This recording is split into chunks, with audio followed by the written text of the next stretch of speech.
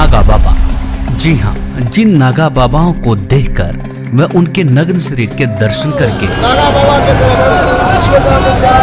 सभी विश्व का कल्याण होगा। श्रद्धालु अपना मोक्ष मानते हैं, आज उसी नागा बाबा की जुबानी आपके सामने लेकर आए हैं। कहानी उस नागा बाबा की है जो अखाड़ा परिषद में महंत के पद पर थे और जब जब कुंभ के मेले लगते थे तो इनके पीछे नागा बाबाओं की फौज चलती थी और इन्होंने सन 2005 में उज्जैन, 2007 में इलाहाबाद और 2009 में हरिद्वार कुंभ में भी शिरकत की थी। लेकिन इनके जीवन में एक ऐसा मोड़ आया जो इन्हें नागा संप्रदाय से बहुत दूर लेके चला गया। जी हाँ, वो मोड़ कुछ और नहीं, एकमात्र ज्ञान गंगा पुस्तक थी जो इन्होंने पढ़ी और संत रामपाल जी महाराज के शरण में खींचे चले आए।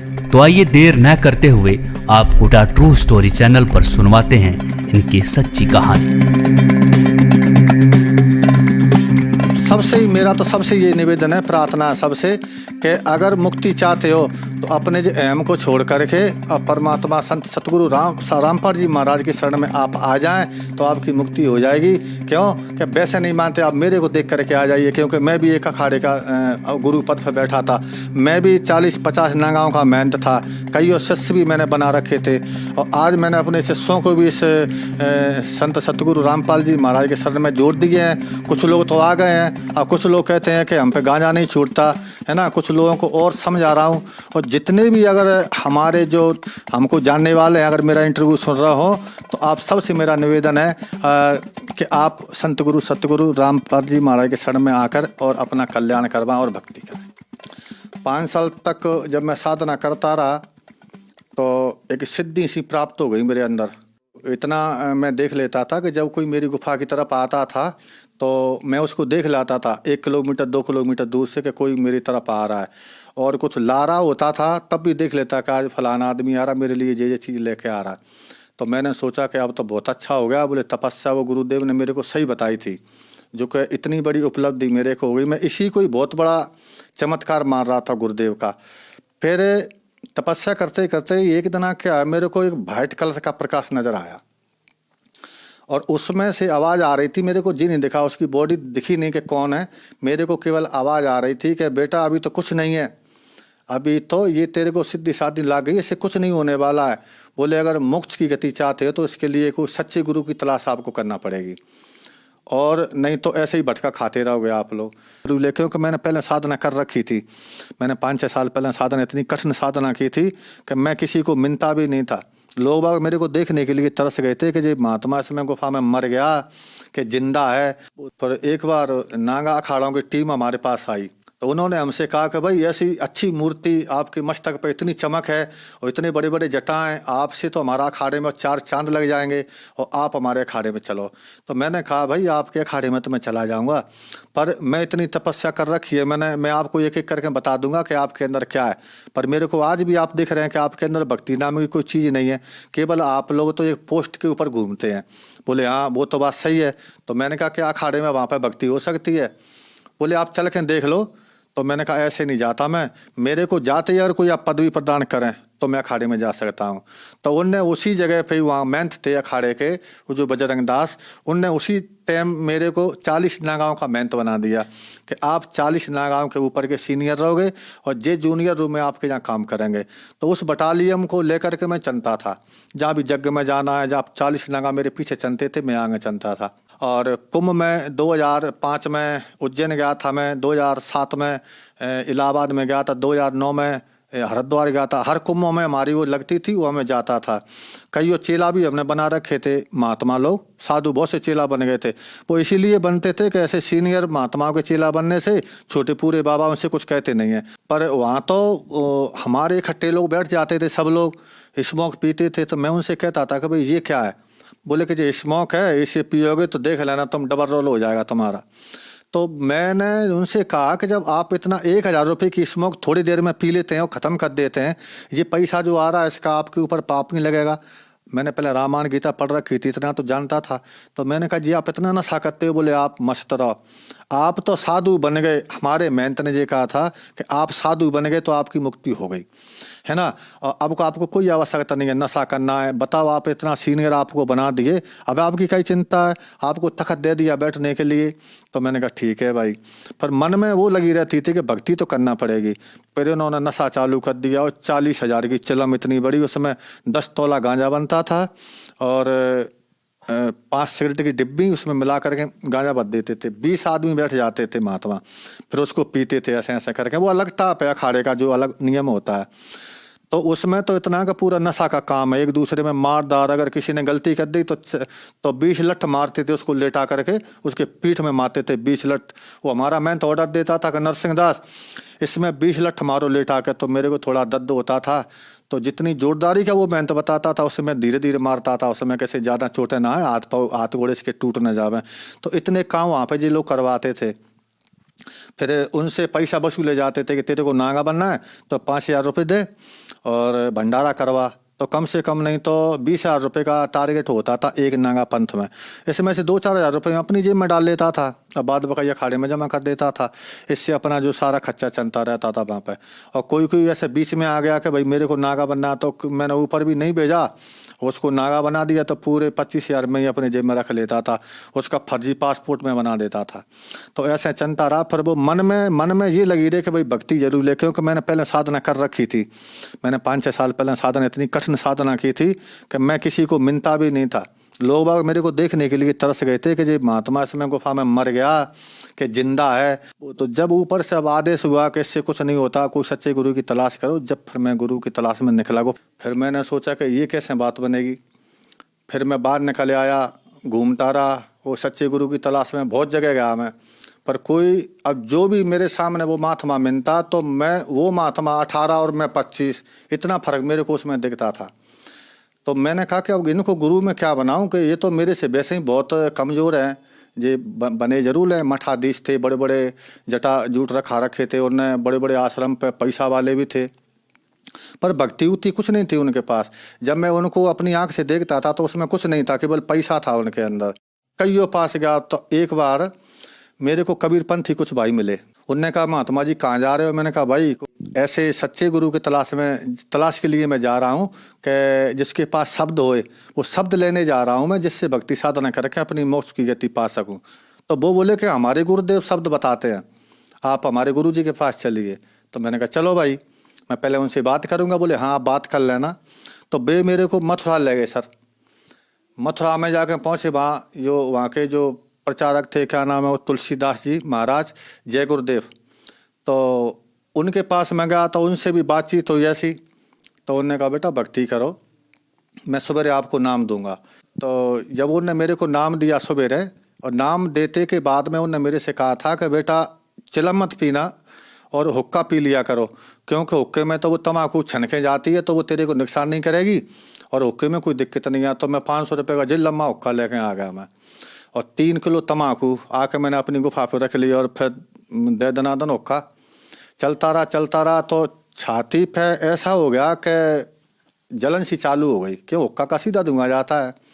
चलता रहा तो 3, 4, 5 साल तक। फिर मैंने उनको पूछा, मैंने हुक्के से तो मेरे को दिक्कत खड़ी हो रही है। बोले नहीं इससे कुछ दिक्कत खड़ी नहीं होगी, जो पहला कवर जमा है ना वो हट रहा है और जे कवर दूसरा चढ़ रहा है। तो मैं फिर लगा रहा साधना करने के लिए। उनने बता दिया था मेरे को कि ऐसे कानों में उंगली डालना है और ऊपर सुनना है, इसको सब तेरे को सुनाई पड़ेगा, जो भी आवाज़ सुनाई पड़ेगी उसी को शब्द कहते हैं, उसको पकड़ लेना, बस उसी को सुनते रहना सो तुम स्वर्ग पहुंच जाओगे। और मैंने कहा ठीक है। तो सर मैंने 8 साल उनकी साधना की। 8 साल में जो पहले जो मैं प्रकाश देखता था, लाल वाला है ना, पीरा वाला और जे है सफ़ेद वाला, तो वो पहले मैं जो आवाज़ें सुनता था, प्रकाश देखता था, वो तो चले गए, पता नहीं किस 60 में चले गए। और जय गुरुदेव जी ने जो बताई थी उससे कोई लाभ नहीं हुआ। जनता बहुत जुटती थी, हुक्का वाले आते थे पीने के लिए, आप हुक्का पिलाओ, हम 7:30 में हुक्का पीते थे। जो सीनियर थे ऊंचे बैठ के पीते थे, जो हमारे चेला चांटे थे, बहुत चेला बना रखे, तो वो नीचे बैठ के हुक्का पीते थे। हुक्का पी के वो अपने अपने घर चले जाते थे। एक दिन फिर ऐसा ही लगा मेरे को, इससे तो भाई मरना ठीक है कि परमात्मा मिले नहीं, पूरी ज़िंदगी मैंने इसी में निकाल दी। पहले बैरागी बना है, त्यागी बना, अखाड़ों में गया, सारी जगह घूम का मैं आके मैंने अब मरना ठीक है। और जब मैंने सीख ही लिया था थोड़ा साधना में कि बॉडी मेरी कई गुफा में पड़ी रहेगी और मैं अपना देश से निकल जाऊँगा, भगवान फिर मिलेगा कभी ना कभी। जब ऐसा मैंने शरीर में अपने में मन में जो विचार किया ना, उसी रात को मेरे को संत रामपाल जी महाराज एक विमान टाप के में बैठ करके और आकाश मार्ग से आते हुए नजर आए। उसका एक कैमरामैन एक साथ में बैठा था, एक कैमरामैन एक साथ में, 2 कैमरामैन बैठे थे और बीच में जो संत रामपाल जी महाराज बैठे थे। तो ऐसे हाथ कर रहे थे, ऐसे हाथ वो करें तो जनता ऑटोमेटिक धरती से उड़ उड़ के और ऊपर की तरफ जा रही थी और सतगुरु के जयकारे लग रहे थे। ये चीज़ मैंने देखा तो मैंने कहा भाई यहाँ अभी भी सतगुरु का जयकारा लग रहा है तो कहीं ना कहीं कुछ है, अभी भी आशा, अभी अपनी हिम्मत नहीं हारना चाहिए, अभी भी कुछ न कुछ करना चाहिए। तो मैंने कहा देखते हैं। फिर सुबह एक भगत जी आए, इन्होंने जय गुरुदेव पंथ को छोड़ करके और संत रामपाल जी महाराज से दीक्षा ले रखी थी। पहले वो हमारे ही गुरु भाई थे। तो वो आए तो उन्होंने कहा कि भगत जी आप वही साधना कर रहे हैं। मैंने कहा क्या बकवास कर रहे हैं? भगत जी कहता है, पहले तो महाराज कहता था, आज भगत जी क्यों? बोले नहीं, बोले पहले महाराज हमारे लिए आप पहले महाराज थे, अब भगत जी हैं। क्यों? कि हमने संत रामपाल जी महाराज से दीक्षा ले रखी है और उन्हें सारा ज्ञान हमें समझा दिया। तो मैंने कहा कि क्या है? बोले कि आप ये पुस्तक को पढ़ लेना। तो वो मेरे को एक ज्ञान गंगा पुस्तक देखें गए थे। जब वो ज्ञान गंगा पुस्तक देखें गए तो एक दिन हमारी मजोटी लगी हुई थी हमारी गुफा के पास, वहाँ पे हुक्का पी रहे थे। हुक्का पीते पीते एक दिन याद आया, मैंने कहा भाई वो एक संत रामपाल जी के शिष्य थे, वो हमें जो ज्ञान गंगा पुस्तक देखेंगे, देखना भाई उसमें पढ़ना क्या लिखा है। तो एक हमारे शिष्य ने ला के मेरे को देखे, लो महाराज आप ही पढ़ लो। तो मैंने जब उसको देखा, इधर मैं चिलम भी हुक्का भी पी रहा था, इधर मैंने पुस्तक ऐसे करके देखी तो उसमें मैंने एक दुआ पढ़ा। उसमें लिखा था कि सोनारी जारी करे सुरा 500 बार और एक चिलम हुक्का भरे वो डूबे काली धार। जब मैंने ये दुआ पढ़ा तो भगत जी मेरे दिमाग में ऐसा हथौड़ा सा लगा कि मैंने तो पूरी जिंदगी अपनी बर्बाद कर दी। पता नहीं मैंने कितना भटका खाया, व्रत किए, उपवास किए, साधुओं की सेवा की, संत बन बैठा, सब कुछ हो गया, पर वो भगवान इतना चिलम पिला के मार दी, हमारी जिंदगी खराब हो गई। अब हमें कुछ प्राप्त होने वाला नहीं है और लास्ट की जो पौंड जिंदगी बची वो इसमें हुक्का में चली गई। अब क्या होगा? हे परमात्मा आप बचाओ कैसे भी करके। तब संत रामपाल जी के शिष्य मेरे को पुस्तक देखें गए थे, वो भागीरथ दास नाम था उनका। मैंने उनको फिर बुलाया एक बार, मैंने कहा भगत जी आप आना एक बार। तो वो सवेरे आए, बोले क्यों पढ़ी पुस्तक? मैंने कहा भाई पुस्तक की बात तो ठीक है, वो तो पढ़ ली, जो संत रामपाल जी महाराज जो आपके गुरु हैं वो बात कर लेते हैं। बोले हाँ बिल्कुल आपसे बात करेंगे। तो मैंने कहा मेरे को ले चलो आप हरियाणा। तो उन्होंने कहा ठीक है चलो। 28 तारीख आई, 28 को हम यहाँ से चल दिए। 29 तारीख को सवेरे हम आश्रम बरवाला पहुँचे। वहाँ पहुँचे तो वहाँ जा कर के अंदर उन्होंने कहा, मैंने कहा भाई पहले मैं बात करूँगा महाराज जी से, इसके बाद मैं नाम दे चलूँगा। तो वो भगत बोले कोई दिक्कत नहीं है, बोले अब तुम सही जगह पे आ गए हो, आप पहले नाम लो, नाम लेके आप परमात्मा के दर्शन करना। फिर मैं वहाँ से संत रामपाल जी के यहाँ से मैंने नाम दीक्षा ली। सर संत रामपाल जी महाराज से नाम दीक्षा लेने के बाद क्या आपको कोई लाभ भी प्राप्त हुए? जैसे ही मैंने संत रामपाल जी महाराज से दीक्षा ली और नाम लेकर के जो परमात्मा के मैं दर्शन करने के लिए गया, जैसे ही संत रामपाल जी महाराज अपनी वहाँ से बाहर निकले भक्तों को दर्शन देने के लिए, तो जैसे ही मैं सामने ही खड़ा था, जैसे मेरे उनके ऊपर जो दृष्टि पड़ी ना, तो एकदम मैं ऐसा हो गया कि मन पर मेरे अंदर से कोई भूत निकल गया हो। तो एकदम ठंडक आ गई। वो परमात्मा संत रामपाल जी महाराज चले गए अपने भक्तों को हाथ रखते रखते आशीर्वाद देते देते। जब मेरी बारी आई तो मेरे पे आशीर्वाद नहीं दिया, मेरे सर पे उन्होंने हाथ नहीं रखा और ऐसे निकल के चले गए। तो फिर एकदम मैं रोने लग गया। मैंने कहा हे भगवान, आप जंगल में गए थे मेरे को लेने के लिए, आप मेरे को जंगल में से बुला करके जहाँ ले आए और जहाँ आपने मेरी बात भी नहीं सुनी। तो इतनी दूर से जब वो संत रामपाल जी महाराज लौट के आए और लौट के आए मेरे से कहा कि मैंने क्या नहीं सुनी बेटा तेरी, सब कुछ तो सुन ली। तो फिर मेरे को लगा कि भाई यहाँ जो पक्का काम है। तो उन्होंने कहा तुमने नाम दीक्षा ले ली? मैंने कहा नाम दीक्षा ले ली। बोले बेटा भक्ति करो। और जी हुलिया क्या बना रखा, मेरे बड़े बड़े बाल थे, बड़े बड़े जटा थे। तो मैंने कहा ठीक है, तो अब मैं भक्ति कर रहा हूँ। और उन्होंने कह दिया था कि अब तुमको कोई भूत व्याधा नहीं सतावेगी। तो पहले बहुत से आते थे जिन भूत बेताल वगैरह, अब कोई नहीं आता और बढ़िया भक्ति हो रही है और बढ़िया साधना में लगे हुए हैं और जबकि पहले मैं मरने के लिए जा रहा था। पहली बात, पहला लाभ तो यही है कि जब मेरा बिल्कुल ऐसे ऐसे लकड़ी जैसा शरीर हो गया, व्रत करते करते, उपवास करते करते, तो एकदम ऐसा नया जीवन मिला जो भक्ति साधना करने से आज देखो मेरी बॉडी कैसी है। बिल्कुल ये लग रहा है मैं तो अभी घर से निकल के आ रहा हूँ। जब मैंने जी दीक्षा नहीं ली थी जब, तो पहले अगर आज भी मेरे को लोग देखते हैं तो वो पहचान नहीं पाते हैं कि आप वही हैं क्या।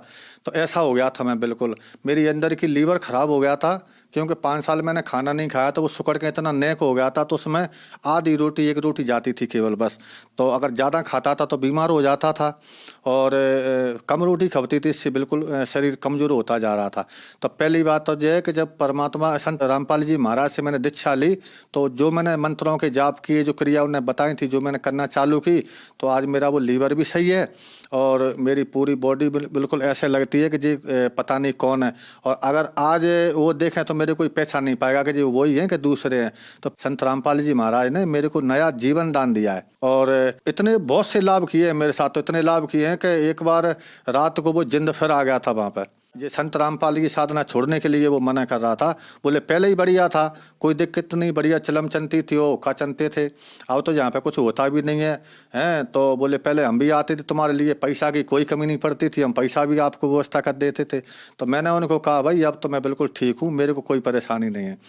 तो वो भी धीरे धीरे करके फिर मैंने अर्जी लगाई संत रामपाल जी महाराज को। मैंने फ़ोन लगा के अर्जी लगाई मैंने कि वहाँ पे मैंने कहा भगत जी ऐसी ऐसी बात है, यहाँ पे भूत परेशान कर रहे हैं मेरे को। संत रामपाल जी महाराज ने वहाँ बता दिया कि बेटा भक्ति करते रहो और कबीर साहब सब ठीक करेंगे। आप तो भक्ति करते रहो, भक्ति मत छोड़ना, अगर भक्ति छोड़ देगी ना तो फिर वो परेशानी खड़ी हो जाएगी। तो आज मैं भक्ति करता आ रहा हूँ और आज तक के स्थिति में मेरे को कोई परेशानी नहीं है, और आज बिल्कुल सही सलामत मैं आपके सामने खड़ा हूँ। जब मैं घर से बाहर नहीं निकला था तब तो गुट्टी शुट्टी ला लेता था, हैं। और जब मैं अपना घर छोड़ के बैराग ले लिया तो फिर वो नशा, चिलम और हुक्का और ये तम्बाकू, बीड़ी, सिगरेट, बस इसमें लग गया। कभी कभार गांजे में जो अफीम आती थी, अफीम को भी खाते थे। अखाड़े में तो सारे नशा होते थे।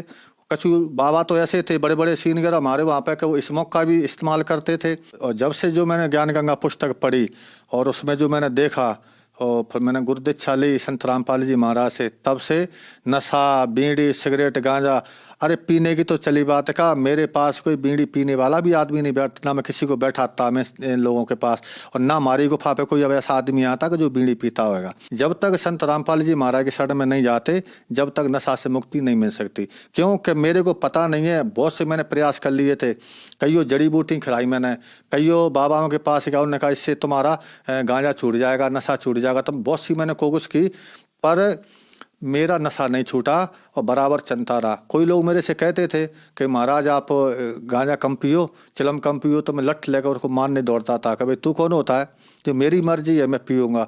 और जबकि वो बेचारे, आज मेरे को याद आती है कि वो मेरे को बिल्कुल सही कह रहे थे, और आज मैं अफसोस करता हूँ कि उन लोगों को मैंने बुरा बोल दिया। संत रामपाल जी महाराज की अगर कोई पुस्तक भी पढ़ ली किसी ने, तो उसी से उसका उद्धार सा हो जाता है, ऑटोमेटिक उनको प्यास लगती है।